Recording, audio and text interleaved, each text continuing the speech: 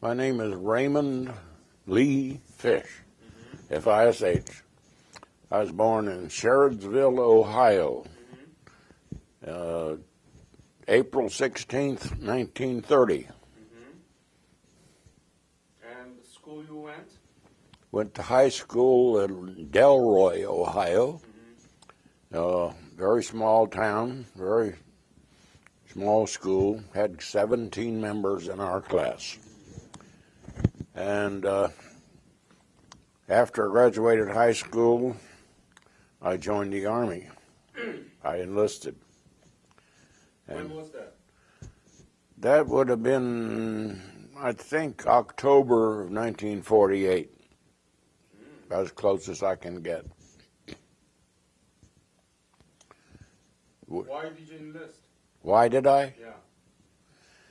Well, I finished high school, and I kind of had an urge to go to college, but I had no money, no prospects, and no real skills.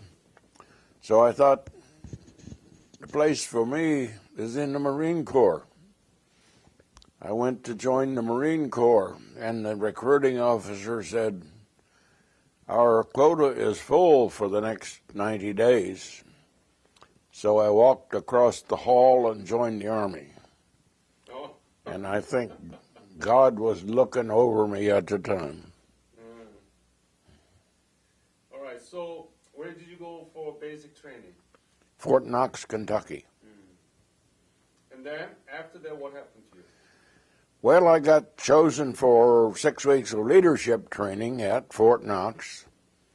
Then after that, furlough. I was home for 15 days or something. And then went to Camp Stoneman, California, and rode a bus from my hometown, Canton, all the way to Chicago. Sat next to an old wino who was on his way to Chicago to sell a pint of his blood so he could buy a bottle of wine. And in Chicago, we got a train, rode a train for 3 days to California. And I was there for a week or two and got on a boat to go to Japan. Went up the gangplank, the band was playing. So was that 1949? Yes. Went to Japan. The band was playing far away places. So what did you do in Japan? I got chosen to be a medic. Medic? Yes. And they sent me to Osaka General Hospital for training as a lab technician. And I finished that and came back to my unit and set up a little laboratory. And most of the work I did was checking people for venereal disease. Many? And for parasites. We had a lot of parasites problems. Intestinal. Oh, okay. Worms from eating Japanese food. Oh, I see. So what did you do with those patients? With those patients? Yeah, All I did was help the doctor with the diagnosis and give him my report. So what happened to you then after that? Well, I was there doing that in our little dispensary for several months, and then the Korean War broke out. While you were in Japan? Oh, yes. And they shipped the 24th Infantry Division over to Korea immediately. And about 2-3 weeks later, my outfit, the 25th, went. You were in the 25th? 25th Infantry Division. That's what this patch represents. Yeah, I know that. So when did do you remember the day that you left for Korea? No. When was it? Month? It was probably a month after the war broke out. So August. Probably August. 1950. where did you arrive in Korea? Busan. Busan? Yes. How was it there? Well, we didn't stay there long. We got off the boat and got on a train, and I don't know where we went, but we were involved in the Busan perimeter, and we were there in this little river valley for probably a couple of months before we managed to break out when the invasion occurred at, what was it? Incheon landing you talking? Incheon, yeah. How was the situation in the front line in Busan perimeter? How severe the battle was? Was not bad. We were fortunate to have a really good mess sergeant in our outfit. He kept us well fed, and part of my job was being in charge of the medical alcohol, which was pure grain alcohol, 190 proof, and that's drinkable. And we had a cook in the mess unit who was an alcoholic, and he was always pestering me for some alcohol. But I had to be very careful because I had to keep track of it. Yeah. But once in a while I would give him a little bit. He'd mix it with grapefruit juice, drink it. He was very happy. So consequently, I could get something to eat anytime I wanted it. Tell me about it. How was the situation in the inside of the hospital? Well, we were the second chain of command. The first echelon of combat medicine is the aide man who is with the infantry company. And from there they shipped casualties to the battalion aid station. They had a doctor there and several enlisted people. If they needed further treatment, they shipped them by ambulance or jeep, litter jeep, sometimes, back to us, regimental aid station. We evacuated from there to the division hospital or to the MASH, yes. And if you went that further, which I did as a casualty one time, they put you on a train and then you got flown to Japan. Got it. So after you spent around 3 to 4 months in the Busan perimeter, where did you move to? I don't know. I remember going through Daegu, Daegu. but I don't remember any of those battles that you read about in the papers. I just don't remember. So you moved north? Yes. North? We got into North Korea. We got across the 38th parallel, and then we were pushed back. And during that retreat is when I got wounded. Oh, you were wounded? Yes. Where? I have a flesh wound right on the upper part of my arm, and I got a little scratch across the cheek of my butt. Who shot you? Oh, the Chinese, I guess. I didn't ask. Did you encounter with Chinese soldiers? Oh, yes. Tell me about it. Well, the outstanding thing in my memory was, as a medic, we were detached for, I don't know, a week or two to a Korean prison where they were holding Chinese prisoners of war. And it was our duty to look after the wounded Chinese soldiers. Oh, Chinese too. Yes. And that's about as much as I remember. Tell me about the Chinese soldier that you took care of. Well, I can't tell you much because I couldn't talk to them. But they were quite passive. They weren't belligerent or anything, as long as we took care of them best we could and took care of their wounds and kept them fed. I wanted to tell you about when I got wounded. Yeah. I was running, and the first time I was hit, it spun me around and knocked me down. I got up and ran again, and I felt something sting me on the buttocks.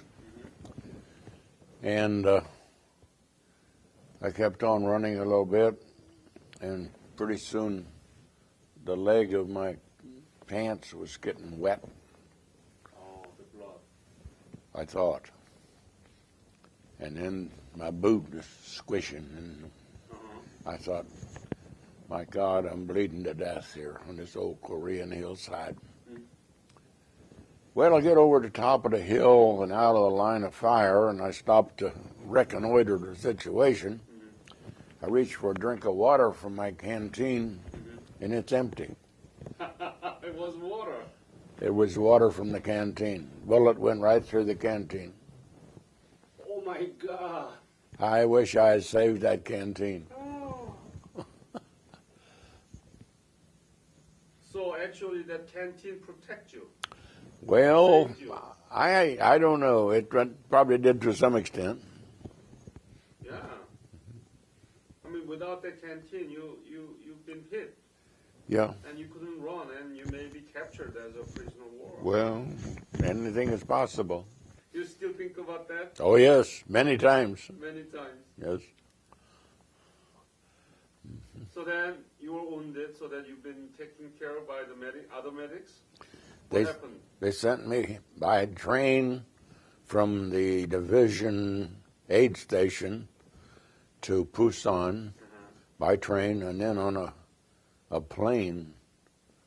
I guess it's Busan. Anyway, I got on a plane to Japan, Oh, wound up in Sasebo, Army Hospital there. so did they take care of you well? Took very good care of me. I was there maybe a week or two, got a little liberty, and then back to my outfit. Uh-huh. So did you engage in the battle again, or what happened? Oh, we were still in a combat situation, but there wasn't any bullets flying around me from there on. Oh, Did your family know that you were wounded? yes, the Red Cross notified them. Uh-huh. And did you write back to them, or did they write back to you? Yes, both. Do you still kept that letter? Do you have? I don't know. I have some letters, but I didn't get too many. I mean, I didn't get home with very many letters. How much were you paid? How much was I paid? Your salary. Soldier salary. Well, I don't remember exactly, but $90 a month sticks in my head at one point in my military career. I may have made a little more as I got increase in rank. How about, was there any special bonus for the medic? No. No special? Well, we were eligible for a combat pay, same as the infantry. I see. We were in the combat zone. What was the happiest moment in your service? When I got home, Tell me how happy you were when you heard that you are going back to home. well, the happiest moment of that period was when our ship, it was almost dark. We were approaching land and we knew it. I think every one of the soldiers on board was on deck as we approached, and then the sun was setting, and the lights of the Golden Gate Bridge hove into view just at nightfall. And there was a great cheer went up among all the soldiers. And everyone who was on that boat, their name is in this paper, including me, inside. And we were very happy to be back. And they took us off the boat straight to an Army mess hall. I don't know what we had to eat, but I remember having fresh milk for the first time in 3 years. Dangerous moments. Oh, we came under an artillery barrage one time, and there were some casualties in our group, but nothing close to me. So what did you do after you returned to home? Well, when I got home, I still had a year to serve in my enlistment. Actually, I enlisted for 3 years, and President Truman gave me an extra year. When the war broke out, he froze everybody's enlistment for 1 more year. We called it the Truman year. And so after I was home for 30 days, I reported back to in Pennsylvania, Camp, can't think of the name of it now, well-known Army post in Pennsylvania, though, and reported there for reassignment. They assigned me to Walter Reed Hospital in Washington as a lab technician. So that's where I spent my last 8 months in the Army. And actually, they turned me loose a little earlier than I expected. I didn't have to serve the full Truman year. They turned me loose on Memorial Day, the day before Memorial Day, 1951, I guess it was. And I went home, and I got a job working in an oil refinery in Canton. And that fall, I got married. And then the next spring, I started to college to become a veterinarian. And I finished my college in 6 years, graduated from Ohio State in 1959, and practiced for about a year in my hometown. Then I came to Virginia. So you've been working as a veterinarian and until when? I was a veterinarian in practice for 36 years. I retired in 1994 because of an aneurysm in my aorta. Came very close to dying. And they cut me open to put a patch in me. And I've been retired almost 20 years now. Well, I think we are perfectly justified in saying that we saved Korea from the communists. And I'm pleased about that.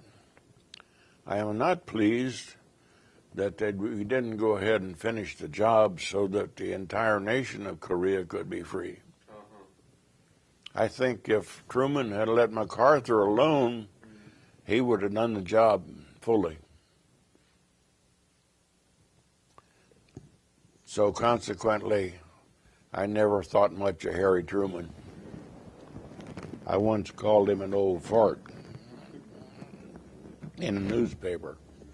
This year is the 60th anniversary of the armistice.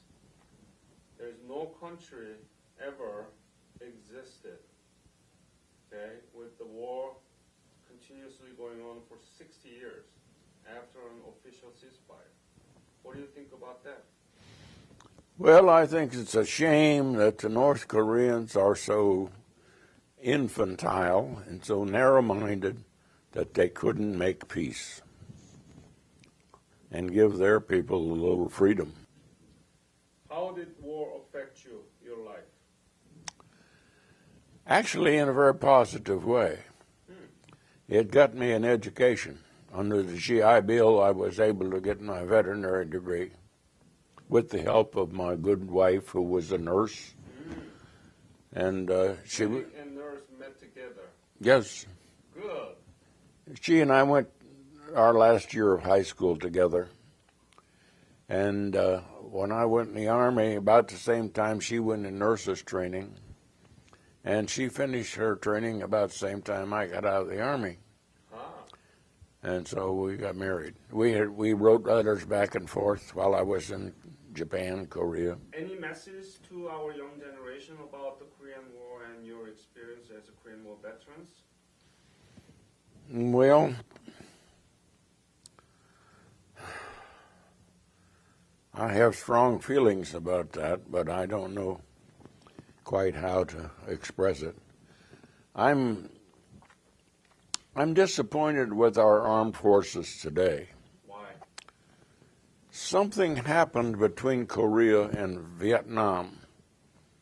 The Vietnam veterans came back a different person than they went. Korea was not that way.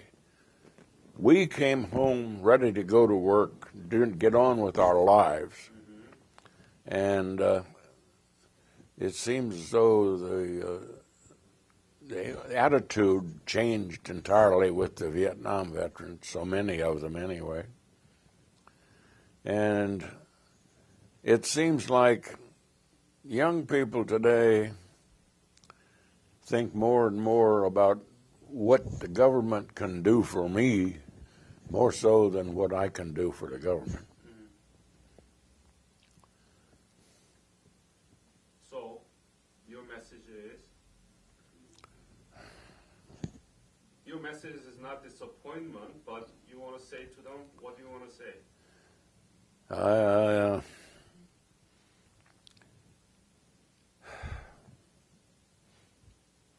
Get off of your duff and do something for yourself.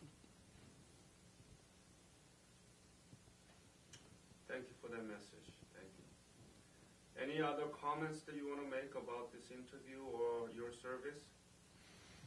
Well, I say I'm grateful for my education, and also I'm very grateful that the Veterans Administration service provides me a lot of free medical care today.